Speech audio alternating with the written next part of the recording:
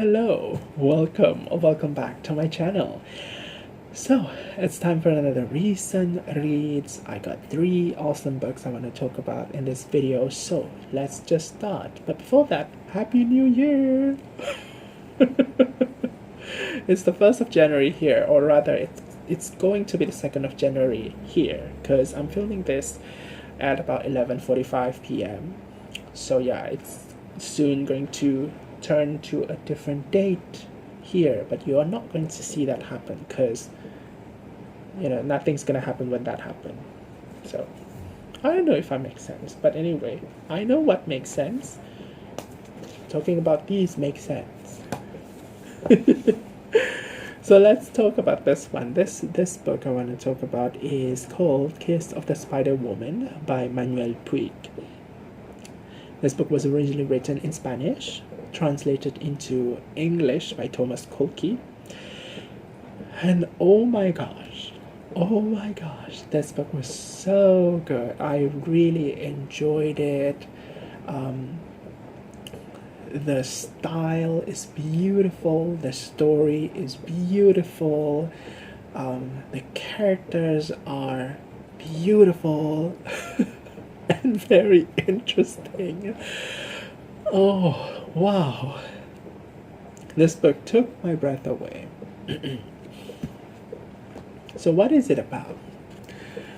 This book is set sometime in the 70s in a prison in Argentina. So we see 2 men who share the same prison cell. One of them is named Molina, and he's an apolitical gay man. And another one is a political prisoner named Valentin. And Valentin is younger than Molina. Molina is about I think he's about 37 years old, whereas Valentin is like in his early 20s or something. But anyway, Valentin is there in the cell because he was arrested due to his political activities. He's involved with some kind of revolutionary group that attempts to topple the government at the time, whereas Molina is in that cell because he was arrested for allegedly corrupting a minor, and this has something to do with his homosexuality. So basically these guys are stuck in this cell together, and to pass the time, Molina would narrate to Valentin the movies that he has seen and loved before. So it is through this tiny activity that these men, who can't be any more different from each other, that they would slowly, gradually bond with each other, forming an unlikely friendship. And I feel like the way that this book shows that progression of their relationship, the evolution of their relationship as they become more and more familiar with each other. It is written in a way that is quite masterful. The pacing is quite sustained, very consistent, and it feels also very organic. Like, you don't feel that it's very rushed, you don't feel that it is too slow, but rather it feels all very natural, and it goes hand in hand with the kinds of conversation that these men are having with each other. So at the beginning of this book, we see that these 2 men, because of them like being so different from one another, Valentin is like this really masculine, emotionally cold kind of a guy, because to him, being emotionally open is going to introduce risk in his revolutionary related work, whereas for Molina, this gay man, who he believes in openly expressing his emotions, like he believes that everyone should show their emotions, wear their emotions on their sleeves. And And so originally they kind of clash because of these differences in ideas, and Valentin is very politically inclined, whereas Molina is just kind of like doesn't really care much about the world around him. And through the conversation that they have when Molina begins to narrate the movies, his favorite movies, they begin to connect with each other, and I find that it is written very beautifully. Now, there is something that is going to sort of happen somewhere in the middle of the book where readers would end up getting a particular revelation concerning one of the characters, right? And that particular revelation is something that is sort of, unpleasant.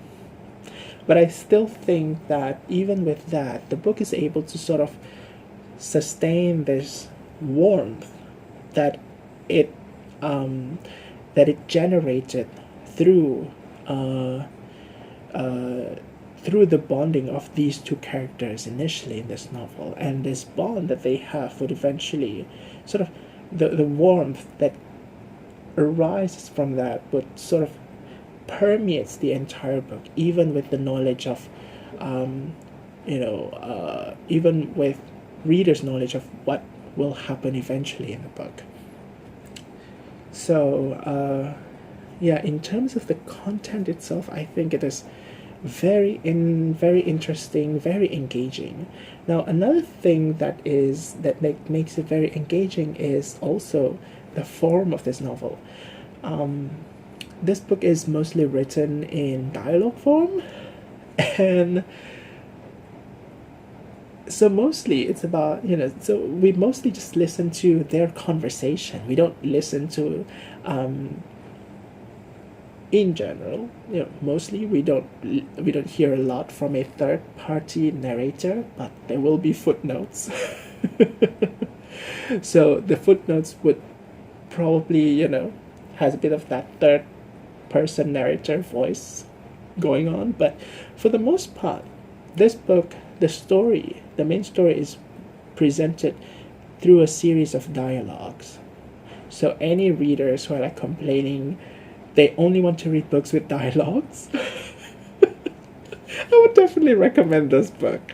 But, jokes aside, I think it also, it really does make the book feel more lively when we're just looking at the story based on just the dialogues, based on just what they say. If they become silent, like for example, one of the characters becomes silent, then, the dialogue will present it as some kind of ellipsis, and we know that there is a silence. We don't necessarily see what actions the characters are doing through the voice of a third person narrator. So I think that is really interesting. And in between some of the dialogues, there would also be stream of consciousness thoughts of the characters expressed in italics, which makes it even more interesting because those thoughts would sort of randomly happen in between dialogues, and it just it just makes this book feel a little bit more interactive. Like when you read it, you become engaged with the text itself, and it's not becoming like a passive action anymore when reading it. Now, another thing, I mentioned earlier that this book has footnotes, and boy, the footnotes are something else. So at sort of random, or rather seemingly random moments in this book, random moments in the dialogues between Valentin and Molina, there will be an asterisk which will direct us to a long footnotes at the bottom of the pages. And what's interesting is that these footnotes, they would appear in multiple chapters, but all of these footnotes are basically kind of like non-fiction texts detailing the psychoanalysis of homosexuality from the point of view of different experts like Freud. And if I'm not mistaken, there will be also a fictional expert somewhere at the back, also at the footnotes at the back. So in that sense, even though there's footnotes, they are written as if they are some kind of non-fiction. I find it interesting that the fact that they are super long, each time they appear, they become like really long and dense. They sort of, I mean, not sort of, they are literally part of the narrative. Like, you cannot just read this book and only read the dialogues, like the bulk dialogues of the story, and just ignore the footnotes. Like, the footnotes gives you an extra insight into the characters, insight into the dialogues of these characters, basically insight into the thoughts related to homosexuality when this novel is set. And it's very interesting. Basically, the psychoanalysis of homosexuality would the kinds of information it talks about is things such as the origins of homosexuality, like how it relates to the ideas of repression, how it relates to the forms of sexuality, how other people think that maybe homosexuality is a form of sexual deviance, like, for example. It's kind of interesting, and it's even more interesting when we're trying to figure out how to connect these footnotes with the main story between these two guys. Now, another thing is that, this book mainly is about Molina narrating his favorite movies to Valentin. And the kind of movies that are being narrated is also very interesting, as in they offer like glimpses of who Molina is as a person. Like, many of these movies would feature strong female characters. and so we kind of have this particular insight on the hopes and aspiration of Molina as a character, and it makes the novel feel even richer when we try to connect between the movies that he's narrating to his cellmate, with what is literally going on at the time, the kind of struggles that each of these men are facing at the moment. And so, overall, I think that this novel is very multi-layered. There is so much nuance in it, but at the same time, it is also very political and also very emotional, which I think, this aspect, especially like this dual aspect of it being emotional and political, has been presented really beautifully with two characters who are almost polar opposite of each other. One is very emotional, another one is very political. But how they are able to sort of connect with each other, that is like the beautiful aspect of it. And I definitely recommend everyone to try reading this book, because I love it so much. Now, I give this one obviously 5 out of 5 stars. So if you have read this book, let me know what you think. Cause yeah, I want to continue talking about this book in the comment section if possible. Anyway, moving on to the second book I want to talk about. This is Lullaby by Leïla Slimani. This book would be the second book that of Leïla Slimani that I've read. So the first one I've read was Adèle some time ago, and I think that one was also translated by Sam Taylor. This one is also translated by Sam Taylor from French to English. Adele, I didn't like it very much. Like, I thought it was interesting. The concept was interesting. It was about a sex addict, but it was okay. But this one, I think, is much better. I give this one 4 out of 5 stars. And Lullaby, or I think there's an alternate title, it's called The Perfect Nanny. I'm not sure which one is the UK or the US title. But you may find also this book as The Perfect Nanny. So Lullaby centers around a nanny, a white French nanny. So this book is set in France, modern France, and I think it is set in Paris, if I'm not mistaken. Yeah, in Paris. So it centers around this white French nanny called Louise. So one day Louise ends up working at this couple's house. So this couple is Miriam and Paul, and they have 2 kids.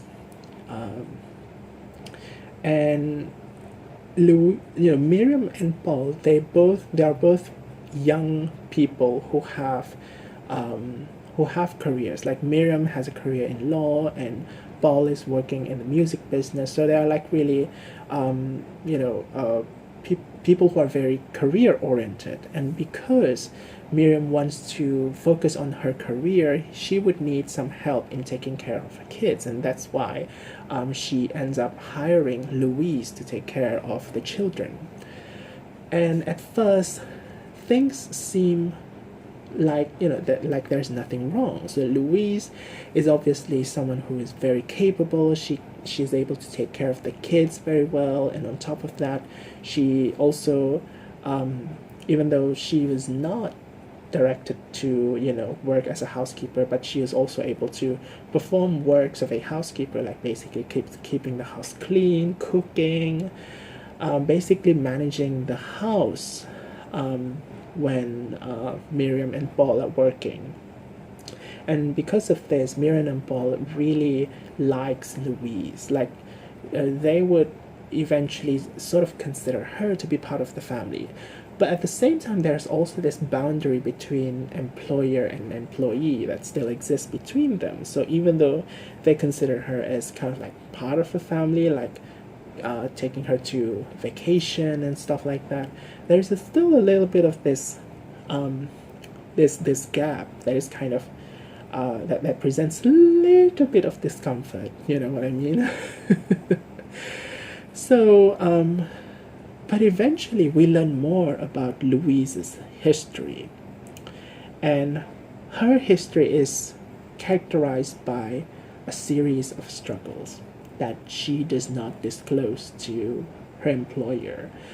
And eventually this struggle of hers would eventually catch up to her, and it would soon drive her to do things that are kind of unthinkable. And this is not a spoiler, because this is the thing that comes up in the first page of this book. It's literally on the tagline. So eventually Louise kills the 2 kids. But this book is not about, it's not a whodunit. It's about the why. We know that Louise kills the kid at the beginning of this book, but the question is why. And I feel like this book is very effective in telling us why in a way that is very humanizing. So very often I feel like when a crime is being described and the is being paraded, there is a certain way of how the criminal is being presented to the public, like how evil the criminal is, or how unhinged, how crazy, or whatever. But this book takes a different approach. It does not excuse the crime that Louise commits, but it also gives us further insight into who Louise is as a person. Like, how is her life, how does her life look like? before she works with Miriam and Paul, when she's working with them, and what's interesting is that this book also shows us an insight into how do the lives of Miriam and Paul look like, and sort of present the lives of these different characters as if there is a comparison to be made, as if they are like foils to each other, especially between Miriam and Louise. Now, another thing that is also interesting is that Louise is a white French woman, whereas Miriam is actually the daughter of an immigrant, and this presents an additional layer, or rather additional angle, to which the story can be read, and it's certainly something that's going to be relevant as well. Basically, the story shows the intersection between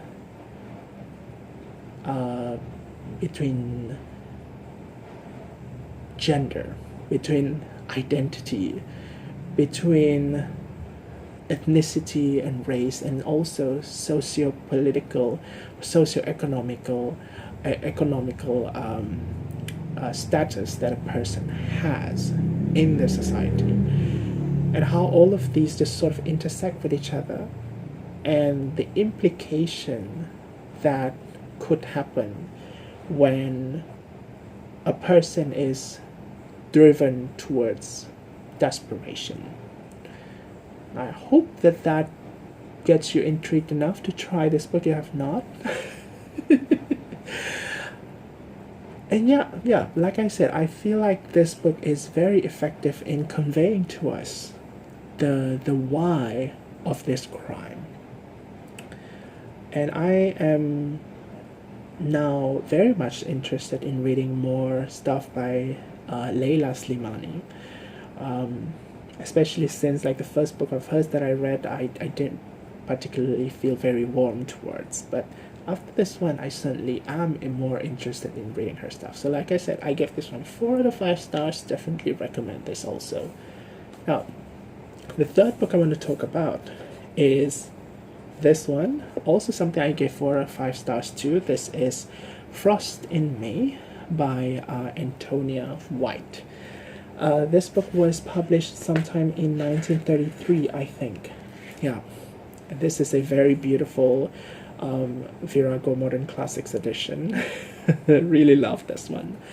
But yeah, this book is about a young girl who is 9 years old at the beginning of this novel. Her name is Fernanda Gray. Sorry. or Nanda, as she is called in the book. So her father is a Catholic convert, and he sends Nanda to a Catholic convent school where she would receive her education in a Catholic environment, basically. And basically, at the beginning of this book, Nanda does not know what is to expect in this particular school. So she's just kind of like, a typical 9-year-old kid, going with the flow, going with what her parents instructed her to do and stuff like that. Being a good girl, sort of. And then, slowly, as she gets more acquainted with the landscape of this Catholic school, she finds out how manipulative the nuns at this Catholic school can be. And honestly, when I was reading this book, whenever she ends up in a situation where she's sort of like being manipulated by the nuns, the reading experience becomes really tense. Like, I would feel like I would sort of wince in wince stressfully when I was reading this book, because it is written in a way that effectively makes you feel very uncomfortable. But I think that is also the strength of this book, right?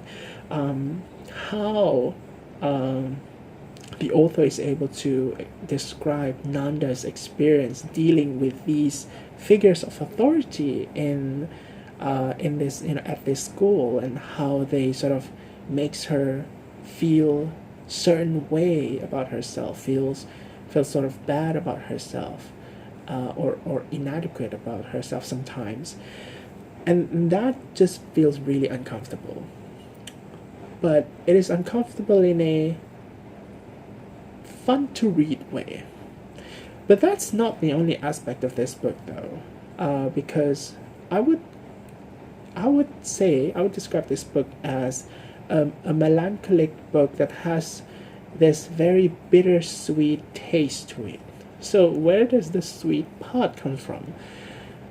And so basically the sweet parts come from Nanda's relationships with her fellow schoolmates. So yes, she's in this Catholic school, and there are very strict rules that control what they can or cannot do, including Nanda. But at the same time, she gets acquainted with a bunch of other girls, all who have all have their own unique personalities. And sometimes they clash, but often they're basically friends. And there is a kind of comforting element when we read about how these girls just sort of interact with each other as friends. But this is a friendship that is, these are the friendships that are forged in an environment where there are stresses that comes from these strict rules imposed by the school, by an institution. And so in a way we can see that this book is about a girl who is sort of growing up in an environment where she begins to realize that the world is not necessarily a very safe place. She begins to realize that there is power, or rather, there are ways in which power can be wielded, authority can be wielded, and how does that sort of affect her personally, as a person? Like, should she bend to the power? Should she yield to the power, or should she resist the power? And so she has all of these conflicts sort of brewing in her, because she's a little girl and she doesn't have like much life experience. So what are the choices that she should do, like when she's faced with the the power wielded by the nuns at the school? And the ending of this book, wow. The first half of this book was quite slow, and eventually, I think somewhere after the halfway point, it became like, the momentum picked up significantly up to that ending where it to me, I describe the ending as a gut punch. If you've read this book, you would know what I mean. That ending is insane. And I feel like that ending sort of signifies that Nanda's story is, at least in relation to her interaction with the idea of power, with the idea of control, indoctrination, her struggle against this, her resistance against it. Her story is just only beginning, and apparently there are going to be more books in a quartet, I believe. Like this book is the first one, and I feel like we'll see more of her story.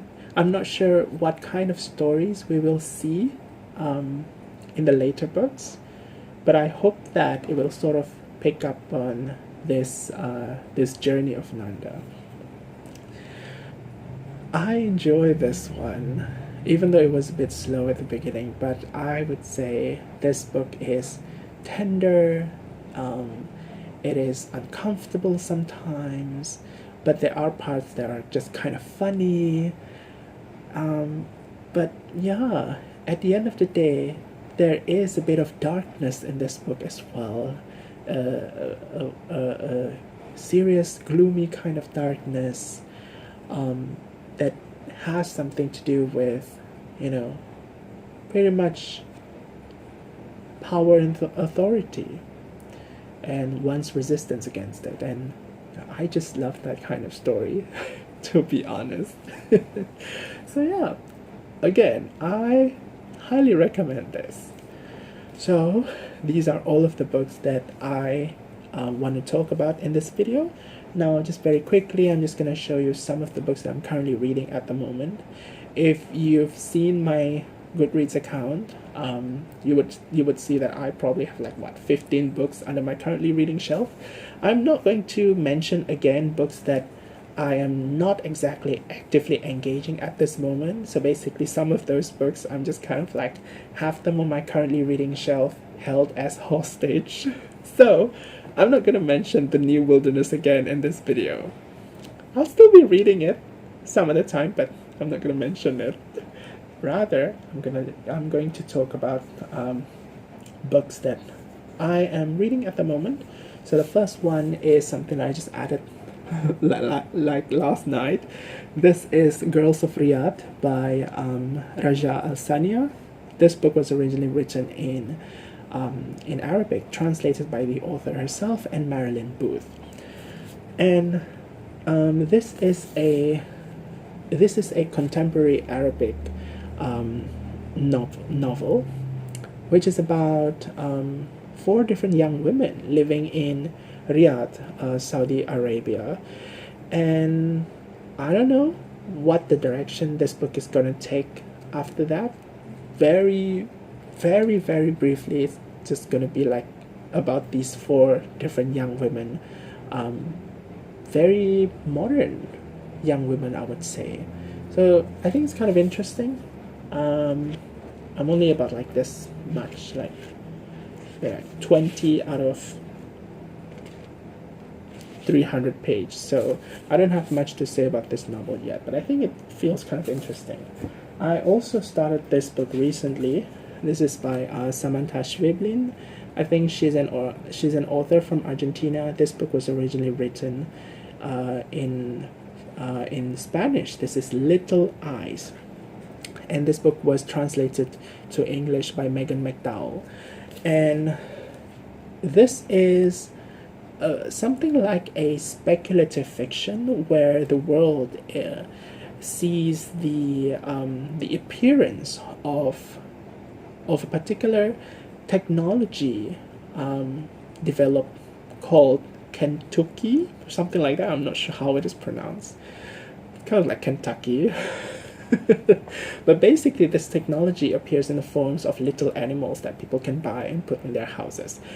And these animals can be used to connect with a different individual at totally different parts of the world. So this book just sort of takes the idea of globalization and breaking down of global barriers and use it as a concept. And I believe this book is going to explore the implication of that technology happening through the point of view of different people around the world. I think that's what's going to happen in this book. But yeah, who knows, I might be wrong. Sometimes I can be wrong.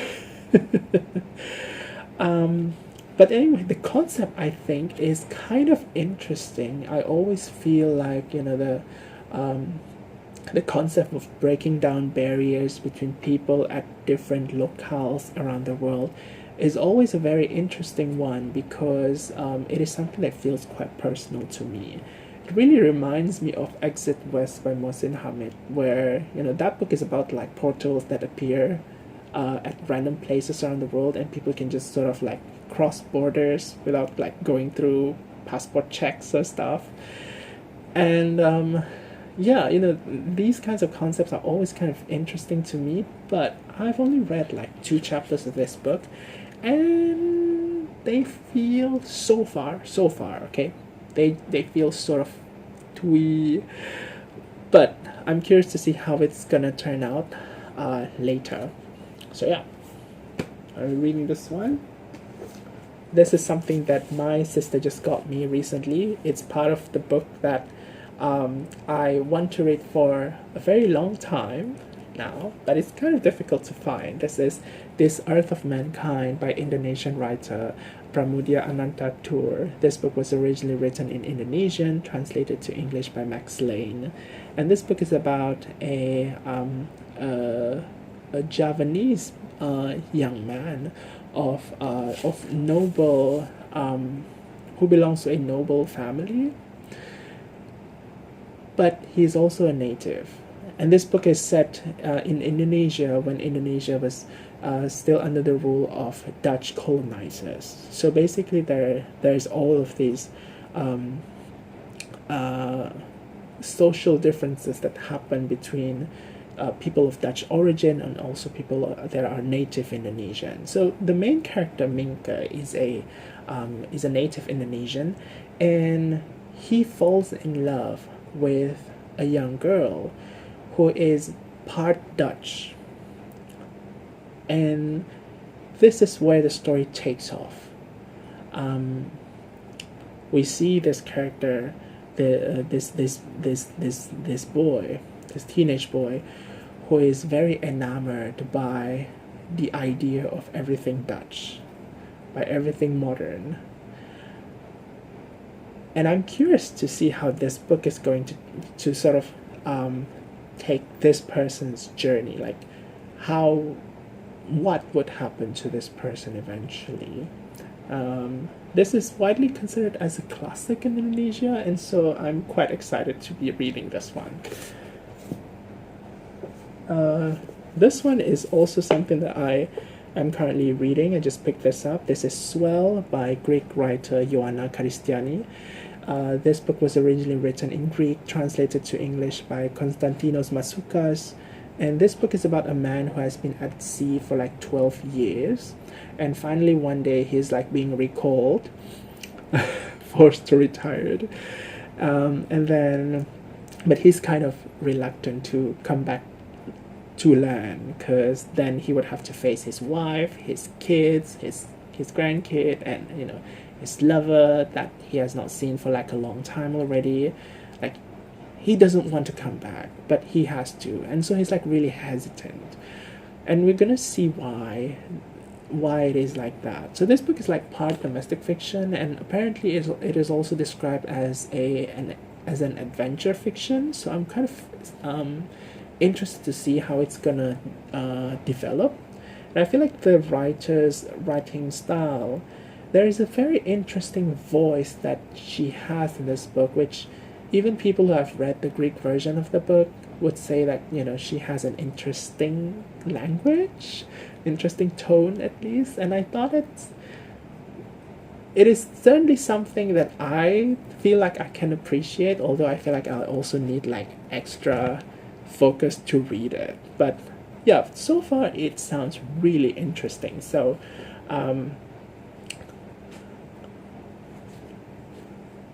I'm enjoying this one right now.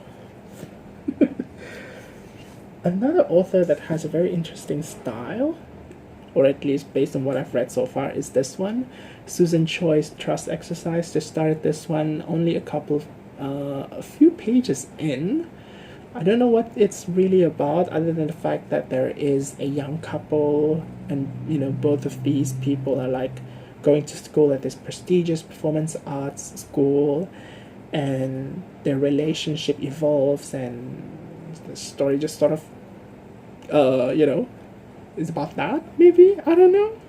But yeah, and the writing style is, the voice is interesting, but there's not much I can say about this book because I'm only like a few pages in. But yeah, it is one of my currently reading books that I put under my currently reading shelf. And the last one I want to just mention is this book, In the Beginning by Irina Ratushinskaya. a memoir by a Soviet poet. I mentioned this one before. I'm close to 50% mark, and I must say that, okay, so far reading this, I'm enjoying it because I'm quite surprised by the amount of humor that the author injects in the writing. Maybe it's just, the result of stereotypes, but from the point of view of someone who's like distant time and space wise from the setting of this book, I sort of have this impression that the Soviet Union is associated with drabness, or this kind of like gray, gloomy, dull aesthetics and vibe. That humor is kind of surprising, but to be fair, when a person is living in an environment where their personhood or their family is being kind of like subjected to state control, which is certainly something that is explored in his memoir. Humor is certainly something that some individuals will use to basically, live their life. Yeah, and when you think about it that way, it kind of makes sense. So yeah, I really enjoy this writing. It's very engaging, and there is a very distinct voice that I find really affable in here, very approachable. So these are the books that I just kind of want to talk about that I'm currently reading at the moment. So for the next recent reads, I'll be talking about 3 books, because I have finished some more books. So here's the books that I'll be talking about in the next one. I'm gonna start with this one. This is Marilyn and Me by Jimin Lee, a South Korean writer. This book was originally written in Korean, translated to English by Chi-young Kim. And this is a historical fiction, and there will be Marilyn Monroe in the plot as well. The next one is a book by Dutch author Tommy Wieringa. This is The Death of Murad Idrisi, translated from Dutch to English by Sam Garrett. And this book is about 2 Dutch women of Moroccan descent who travel to Morocco and end up doing some fishy activities. And the last one I'll be talking about in the next recent read is this one. This is The Woman in the Purple Skirt by Natsuko Imamura, translated from Japanese to English by Lucy North. This book is about a woman who starts acting sort of stalkery, in a very stalkery way, towards another woman whom she finds really fascinating for whatever reason. And she begins to sort of subtly lure this other woman to work in the same place as hers, just so that she can get close to this woman. Why does she want to get close to this woman? I don't know. The book will tell. But yeah, another interesting one, I think. I'll talk about this in the next video. So that's all for this video. How are you guys? How's your new year so far? What are you currently reading at the moment? Have you read any of these books? So I'd love to hear from you. Sorry, I just had a bit of like brain lag moment just now. But anyway, that's all for this video, and I'll see you again in the next one. So until then, take care. Thanks for watching, and bye.